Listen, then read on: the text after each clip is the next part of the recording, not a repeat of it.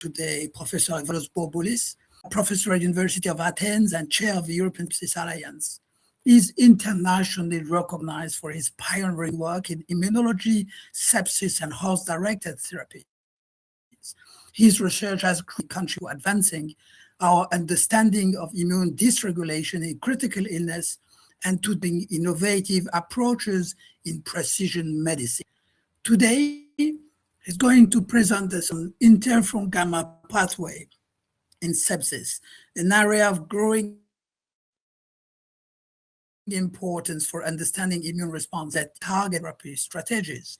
I must say that his recently published Immunocept trial has opened a new era for precision medicine in sepsis, major insights into patient stratification and individualized treatment approaches. I am, and we are all truly honored to have you today, Evangelos. Thank you very much for your kind words, and all your words are really very important for me. You are the absolute master in sepsis research, and your contribution to the field is of major importance. Thanks to your investigation and your research results, millions of people have been saved over the last 25 years, and also from the position of the president of the European Sepsis Alliance, I wish to thank you wholeheartedly for all you have offered to humanity over all these years. I would like to thank you once more for the presentation, and allow me to share my screen. I will try to speak today afternoon about the modulation of interferon gamma in sepsis and present you some really new data having to do with a new endotype which brings high lethality and pro-inflammation in patients. Here is my conflict of interest disclosure for this presentation, and I would like to start with something which comes again and again, and which is the patient heterogeneity, which is the major challenge that we face nowadays.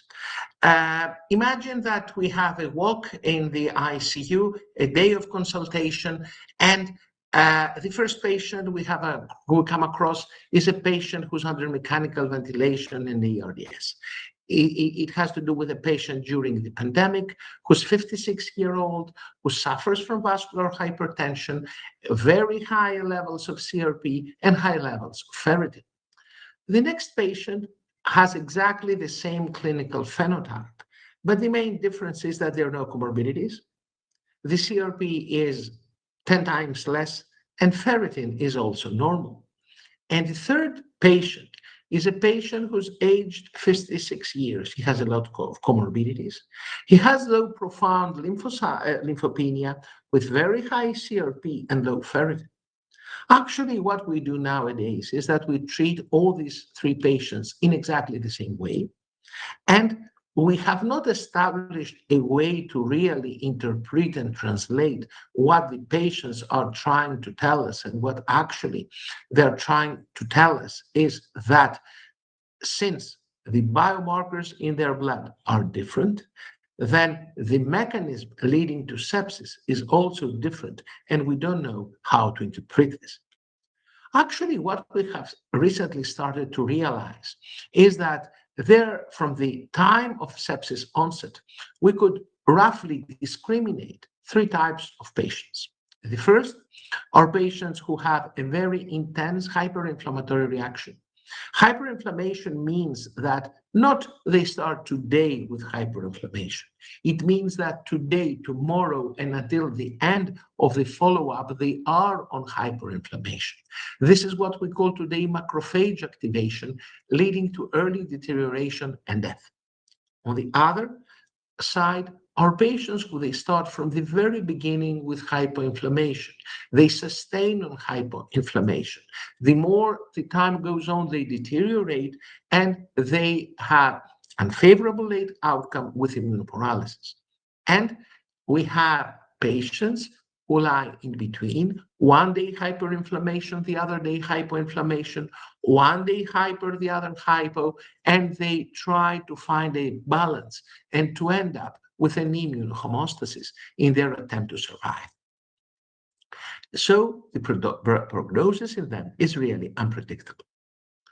The field of our understanding of sepsis pathogenesis has really changed almost 15 years ago, when before Christmas 2011, there was this publication in JAMA, where instead of enrolling patients, the investigators enrolled fresh human cadavers, actually cadavers coming the first 2 hours from death.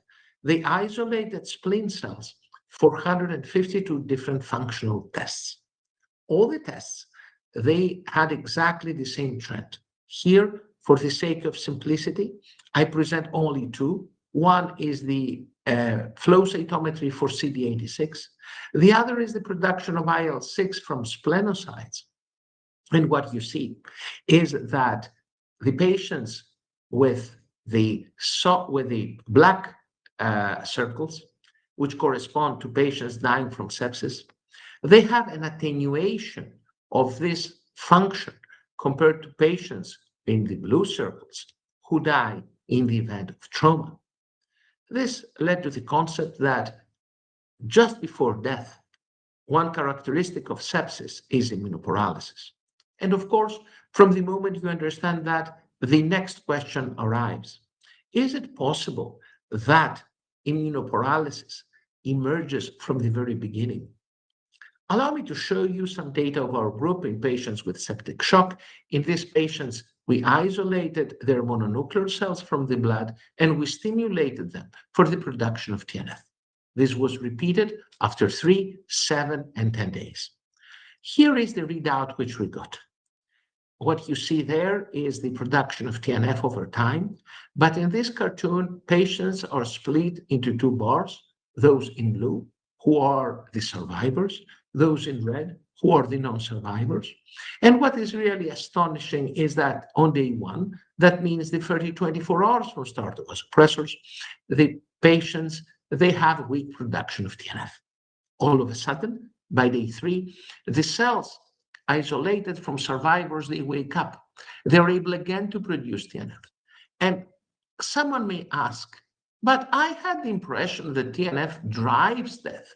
How is it possible that this ability of cytokines for the production of TNF is so important? The answer is that it is so important because TNF primes the efflux of neutrophils for phagocytosis, and the inability of cells for the production of TNF increases the risk for secondary sepsis. But is TNF the only cytokine which is linked with immunoparalysis? Allow me to present you data coming again from the group of Richard Hotchkiss having to do with another cytokine known as interferon gamma.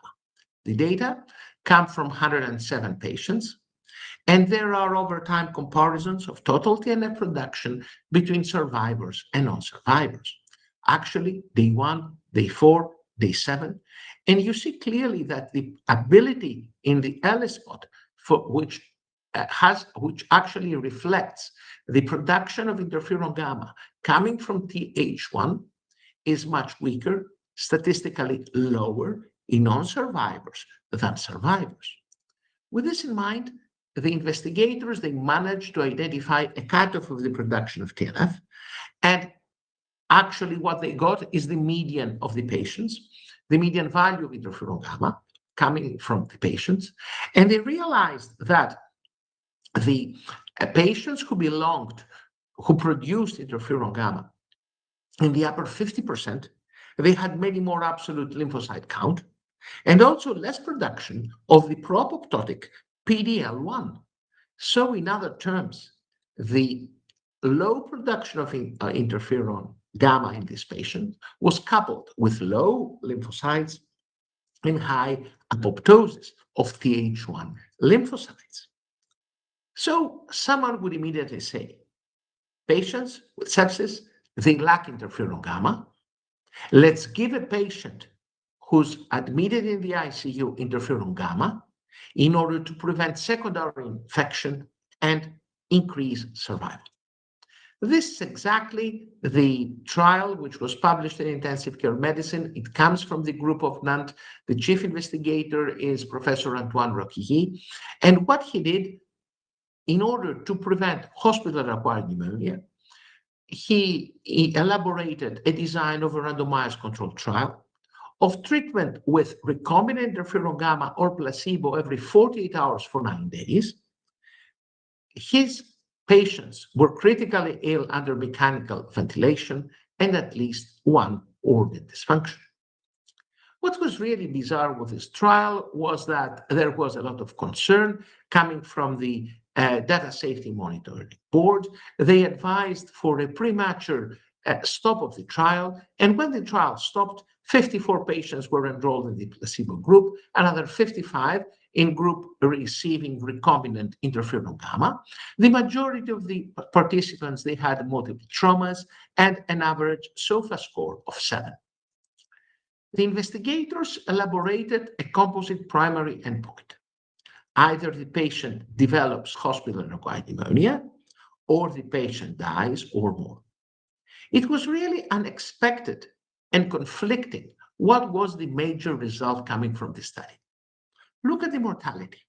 The mortality in the group of recombinant interferon gamma has a trend to be lower than placebo. But the emergence of HAP, hospital-acquired pneumonia, was higher in the group of recombinant interferon gamma.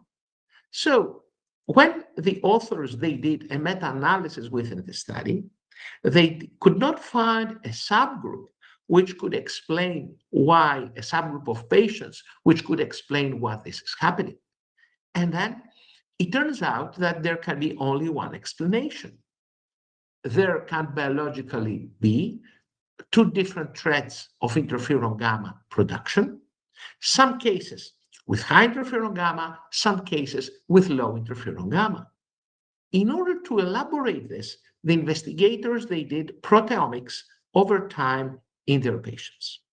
What you see here are the major proteins coming from this proteomics analysis, which are different between patients, which actually frame 2 different clusters. One cluster, which the investigators called interferon 1, and another which they called interferon 2. And actually these 2 clusters, they differ in terms of survival. In other terms, one of this cluster is very weak for the production of interferon gamma or proteins driven by interferon gamma, and the opposite is happening to the other cluster. From the moment this data became known, that gave us the idea whether we can identify either different trends regarding the demands or the absence of patients with sepsis regarding interferon gamma. Something which really strengthens our belief in that are data presented well before the pandemic, having to do with the pathway of interferon gamma. These are data coming from the oncology world, which they have very well studied neutrophilia in patients with lung cancer. Actually, interferon gamma can be produced either from neutrophils or from natural cells and NKT cells.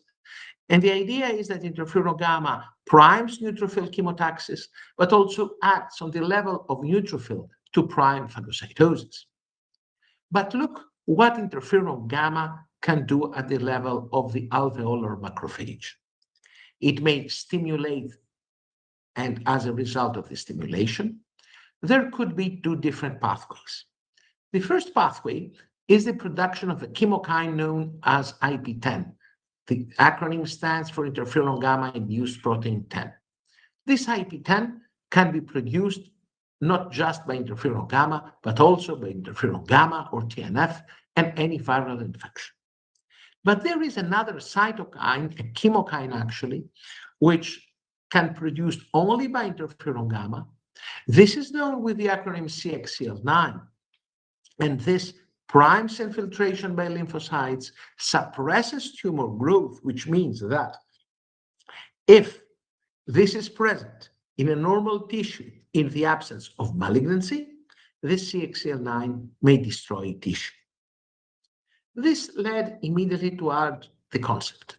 Let's collaborate, bring cohorts from different countries together, Greece, Italy, Germany, and what the cohorts should be. They should be patients meeting the sepsis redefinition, sepsis caused by bacteria or viruses, with available samples the first 24 hours from onset of organ dysfunction.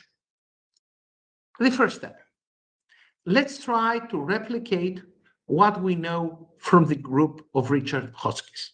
In other terms, let's see if there is a cutoff of blood interferon gamma, which is linked with immunoparalysis. The cutoff which we found is equal to 3 picograms per ml. Patients with sepsis can be split into those in blue with interferon gamma 3 or less, and those with interferon gamma more than 3 picograms per ml. And what you see is that the two groups, they differ statistically significant in terms of the expression of HLA-DR on the cell membranes of monocytes, which means that the more the interferon gamma, the less is the risk of immunoparalysis. And actually, we counted an odds ratio close to 4, suggesting that if interferon gamma in blood is more than 3, a patient has 4 times less risk for immunoparalysis.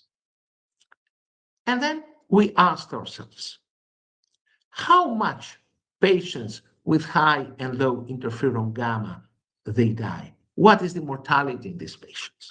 Actually, the two groups, they do not really differ in mortality. So probably those in blue, they die because of sepsis-induced immunoparalysis. And then the question comes, how patients with high interferon gamma, which is the mechanism for these patients for death?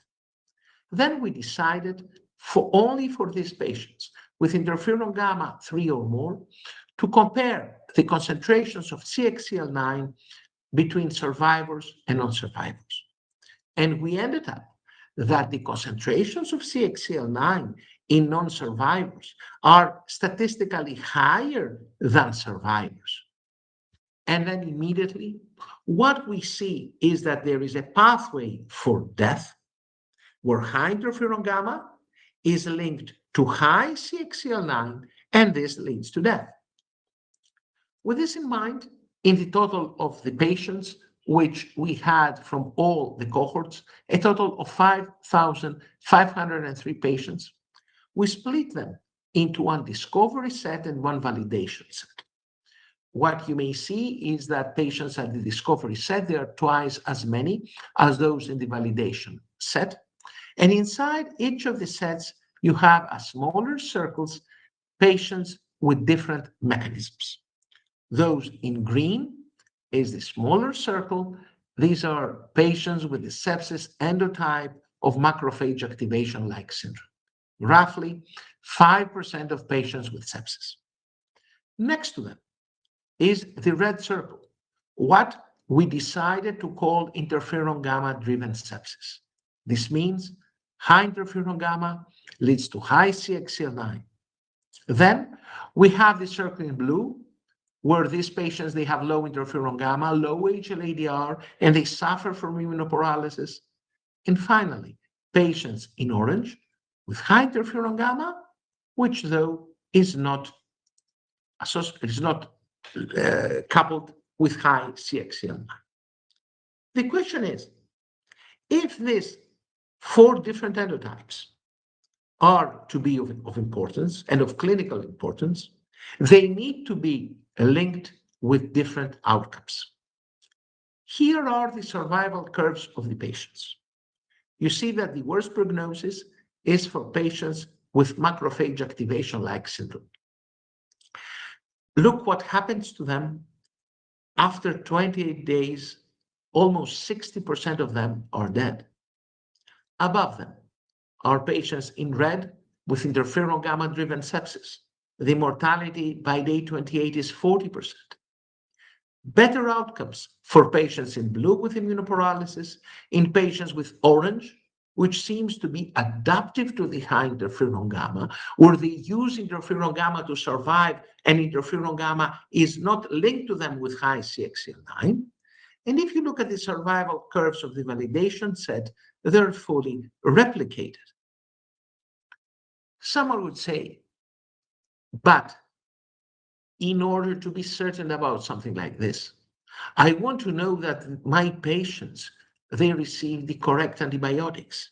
I want to know that irrespective of the organ dysfunction, irrespective of severity, these endotypes are independent drivers for death. Here we present a logistic regression model on our patients with positive microbiology, and rendered as one of the variables in the model the appropriateness of treatment. And what you see is that irrespective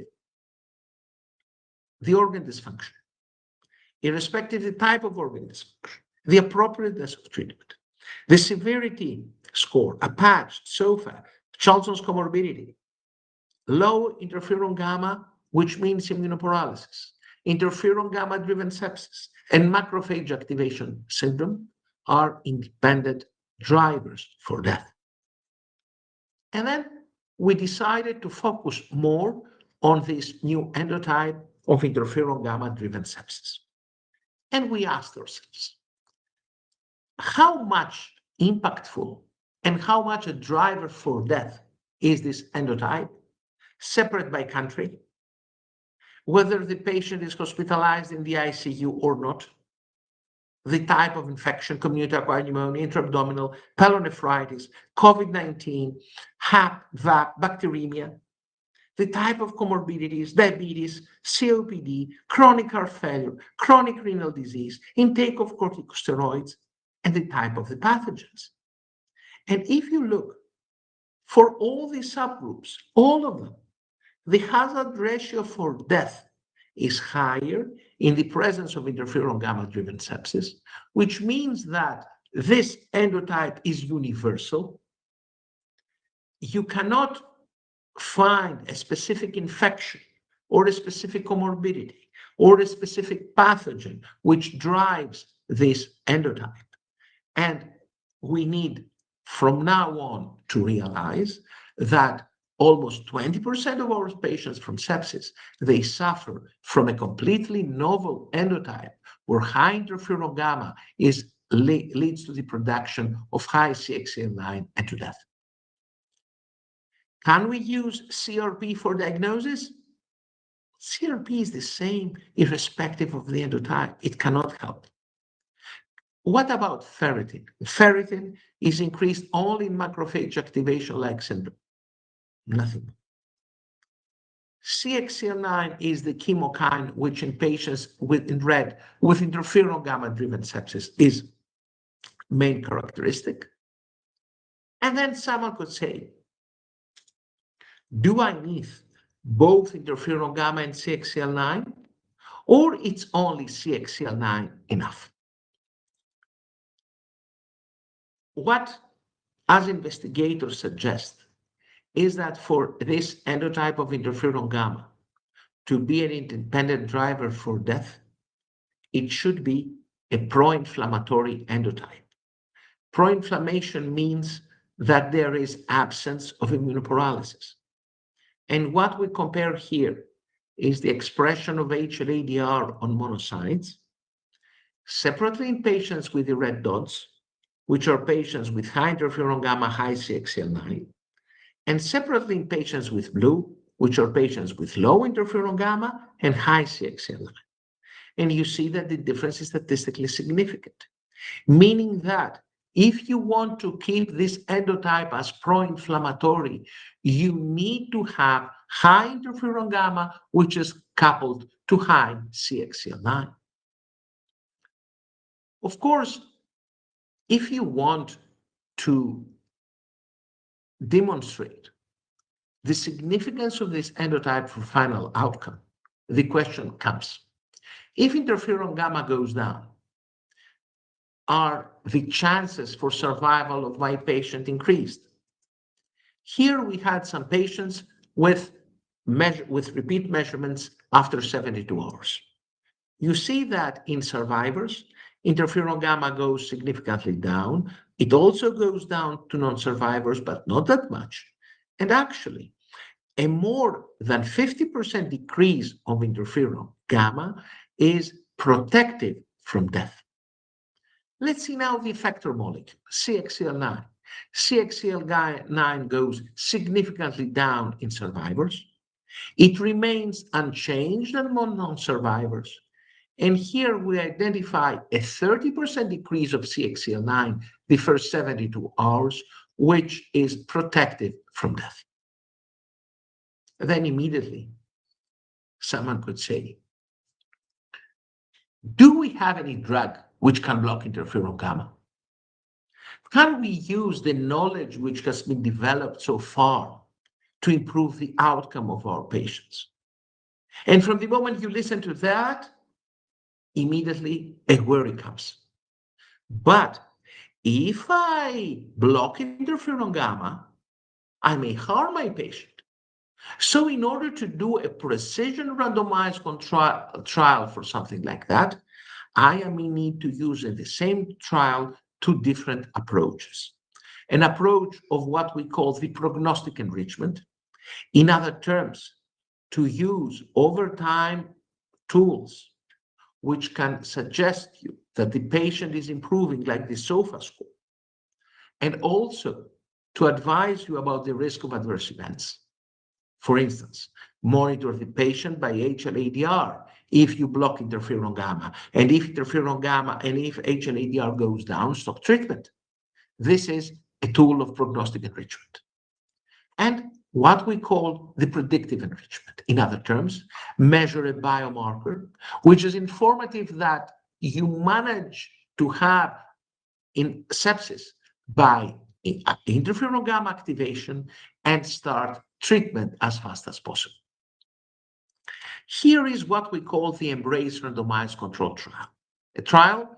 A small trial, phase 2 trial, which took place in ICUs in Greece, with adult participants meeting the sepsis 3 definitions, suffering from any type of lung infection or abdominal infection or urosepsis or primary bacteremia. And not all of them can be enrolled in the study. For a patient to be enrolled, the patient needs to suffer from a pro-inflammatory endotype driven by interferon gamma. This means that the HLA-DR should be 8,000 or more. Interferon gamma needs to be increased, and CXCL9 needs to be above the cutoff of 2,200 picograms per ml.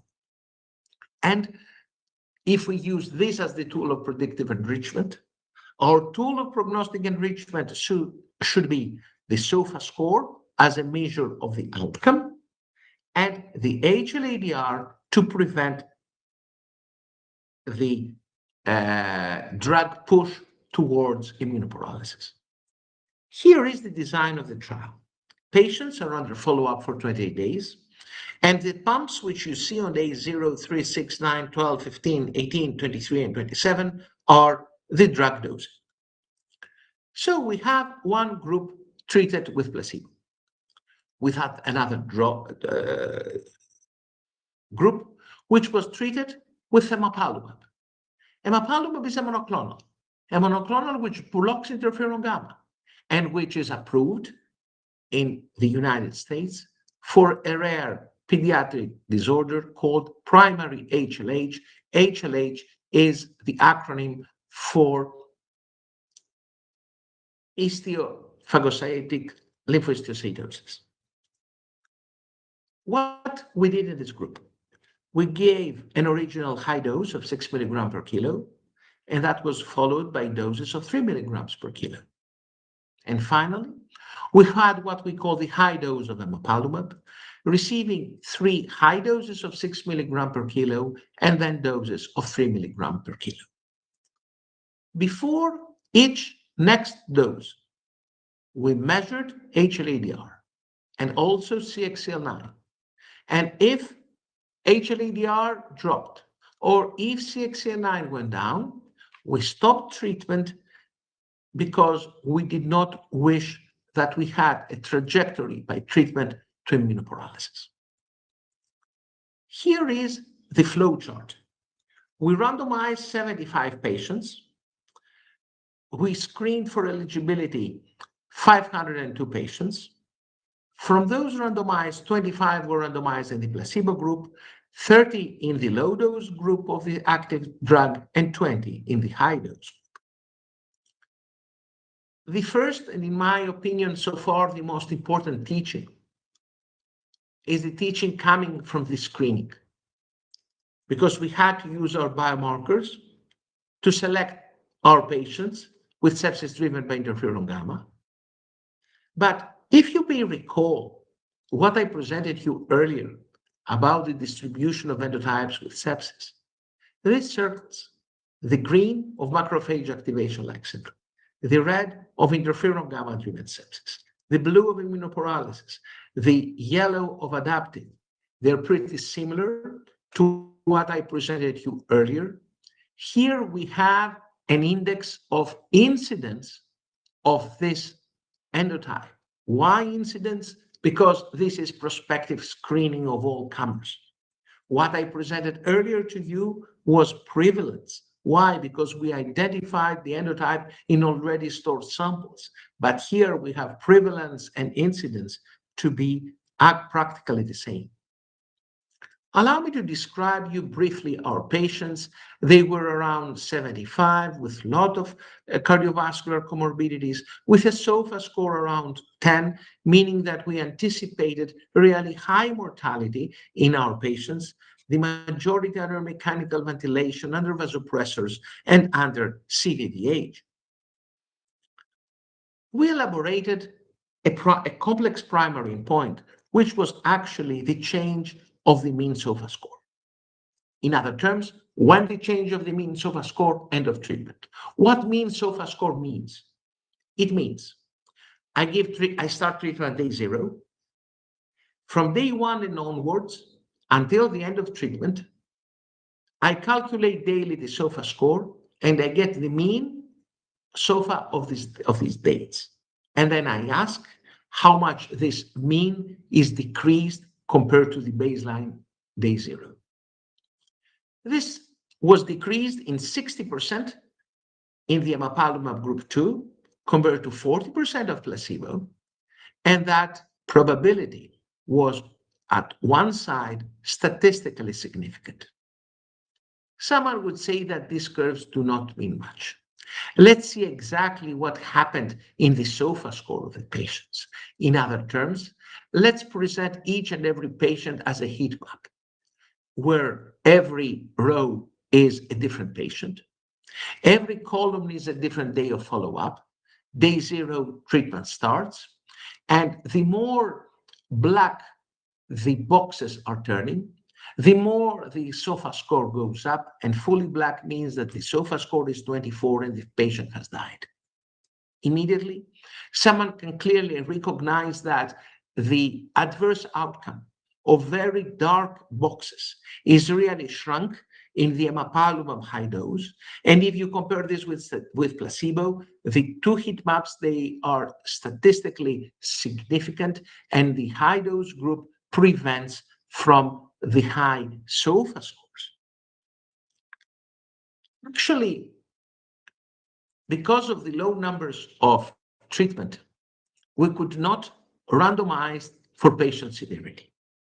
But then we decided that the sensitivity analysis was mandatory by excluding the less severe patients, meaning patients who were discharged alive before the application of any stopping rule. And then you see that we had some patients with SOFA scores around 7. They were discharged early on from the ICU.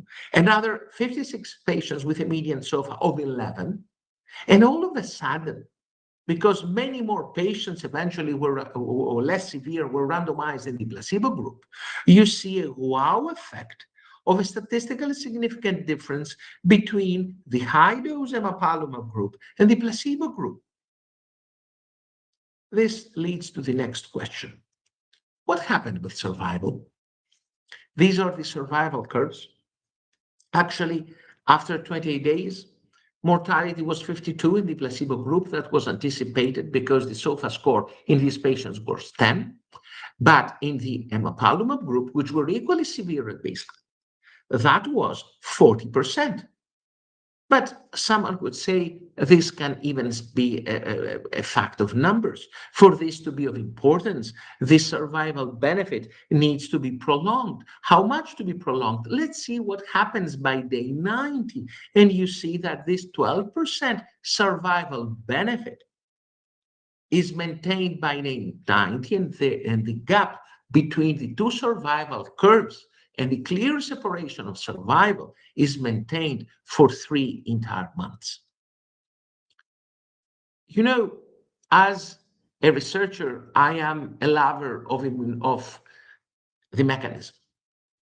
There is no doubt that the clinical data are of major importance, but the most important clinical data are those where the benefit for the patients is coupled with an improvement of the mechanism. So here is the mechanism.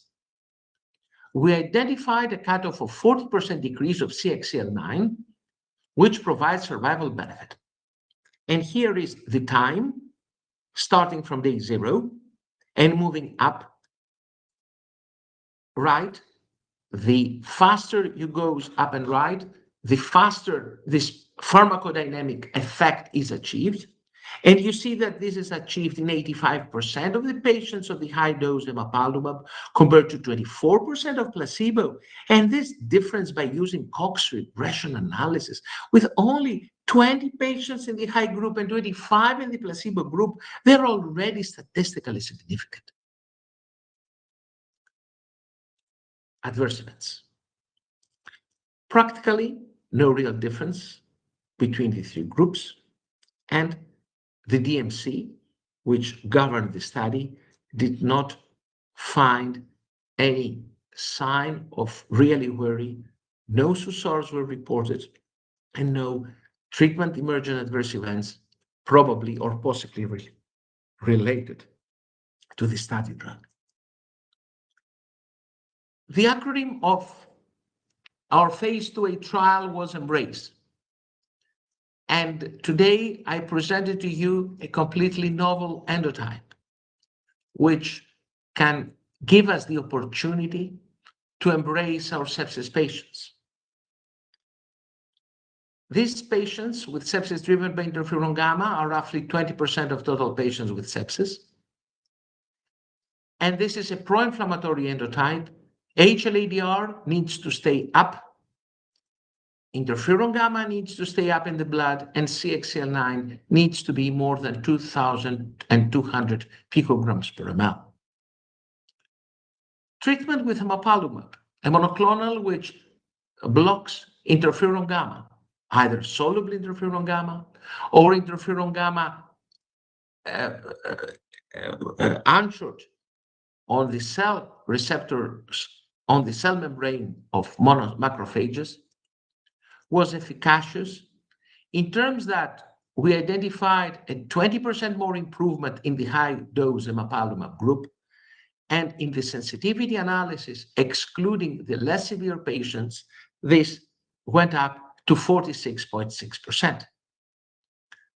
The lower dose of emapalumab could not provide a similar benefit. The secondary endpoints, they show a promising 12% decrease of 20-day mortality. But the most important is that this benefit is coupled to an efficient pharmacodynamic effect with of 61% decrease of CXCL9 and no major safety concerns. With this in mind, I would like to thank all collaborators who over the last 3 years worked day and night on this project. We are trying now to bring this project to a higher level, to a pivotal trial for the approval of this monoclonal in this subset of 20% of patients with sepsis. And I would like to thank wholeheartedly Professor Anane, who is really supporting our initiatives in France, but not only in France, at an international level, and we're looking forward that this collaboration can end up to real survival benefit for our patients. Thank you very much for your attention. Really happy to have you today, waiting for questions from the chat. Let me first ask you, how do you envision interferon gamma pathway profiling being integrated in the routine of sepsis patients management in the ward or in the ICU? Can you please repeat the question? I had a small interruption Sure. with the line. How do you envision interferon gamma pathway being profiling being integrated in the routine in the clinical practice in the ICU or in the ward? Well, thank you very much, and that was a real great question. Actually, the first important thing before administering the drug is that we're in need of a diagnostic. And the diagnostic should be a point of care. Sooner or later, we need to develop a point of care, as easy as it is the measurement of blood gases for our patient or the lactate, in order to identify the patients who will receive treatment benefit. I believe that if the trial which we collaborate now is positive, it is a matter of time for this point of care to become available. I believe that at least at the first stage, we are in need of a screening score, something like a score coming from machine learning or artificial intelligence, which even if it cannot identify the totality of the patients who will receive benefit, at least to identify a major part of those, a major subgroup of those which may receive survival benefit. I believe that this trial of precision medicine will be a major challenge for all of us. But I believe it's high time that we do something like that. We do that in collaboration with the European regulatory, and I'm really more than happy to know that really wise people who have changed medicine like you, they join me in this endeavor. Let me continue with another question. Considering on one hand Immunocept and on the other hand Embrace and very likely soon Embrace 2, what would you suggest as the best biomarkers to be implemented in the management of these patients? So I believe that there is no doubt that HLA-DR is a major biomarker. The limitation is flow cytometry, but several times I think myself that flow cytometry could be a limitation 20 or 30 years ago. Now we are at 2027 practically, although still the clock says 2026. And I believe that this hurdle is not existing anymore. So I believe this is important. I believe that ferritin is important because by this way we exclude patients with macrophage activation syndrome. And then we need to test which of the existing so far point of care biomarkers are available. You know, when several years ago, I was thinking that the absolute lymphocyte count could be an option. As the time goes on, the more data I analyze, the less I see that the absolute lymphocyte count could be a helpful tool, because HLA-DR will predict what will happen, whereas the absolute lymphocyte count probably shows what has already happened. I believe that we still have way to go, and I honestly feel that a CIVD reagent for CXCL9 is mandatory.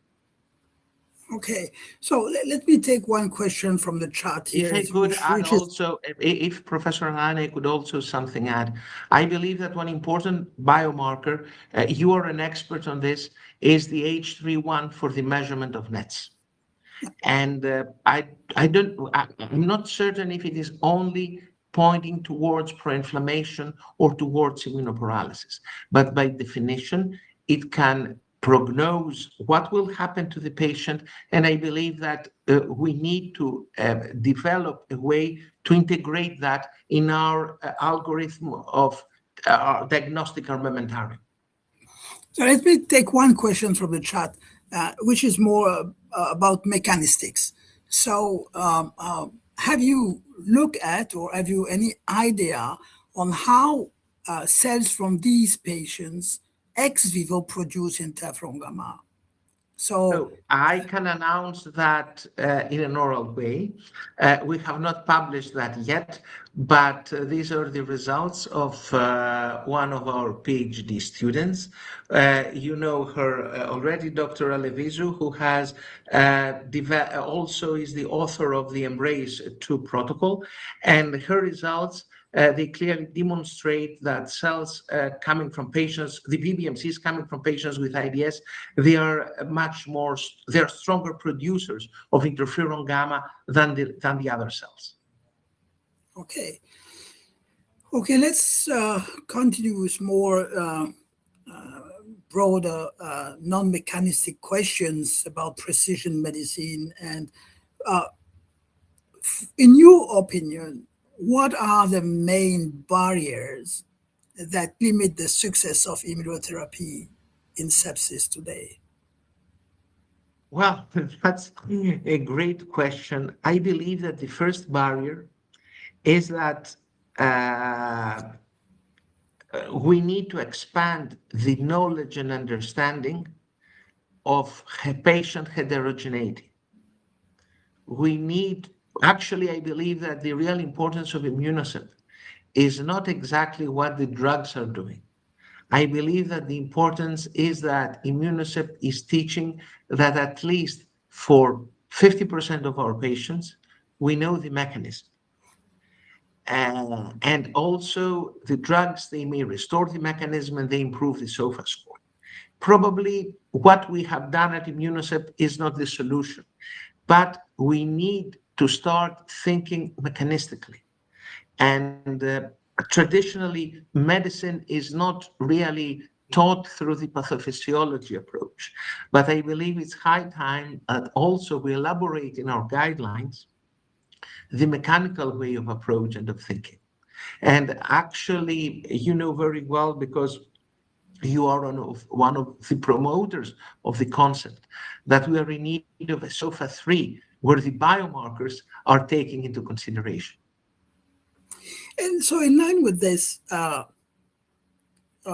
would you say that the current definition of sepsis, which is a syndromic definition, is not really helpful in gaining insights into that mechanism that could classify the patient with biomarker-guided disease rather than syndromes?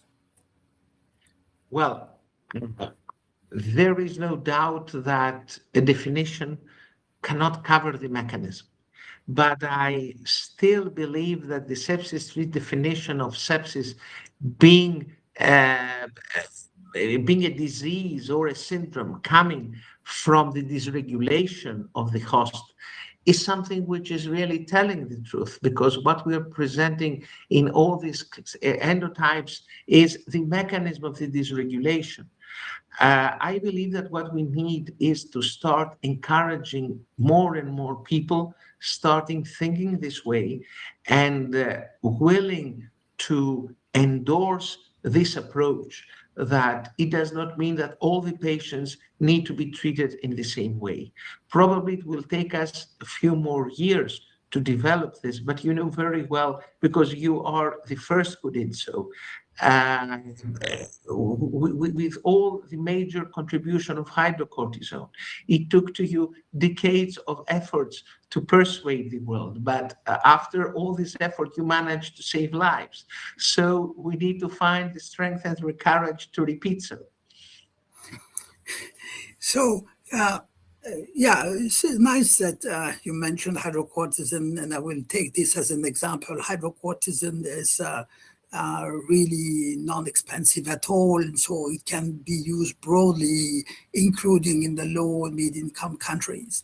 How do you foresee, how can we avoid increasing the gap in between low and middle income country and the high income country entering this era of precision medicine?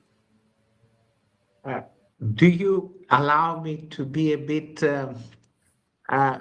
realistic, but also to name what, in my opinion, the problem is? As long as Ebola is in Africa, unfortunately, people will never do something for that. From the moment it migrates to Europe or to America, immediately trials of immunotherapy will start to solve the problem.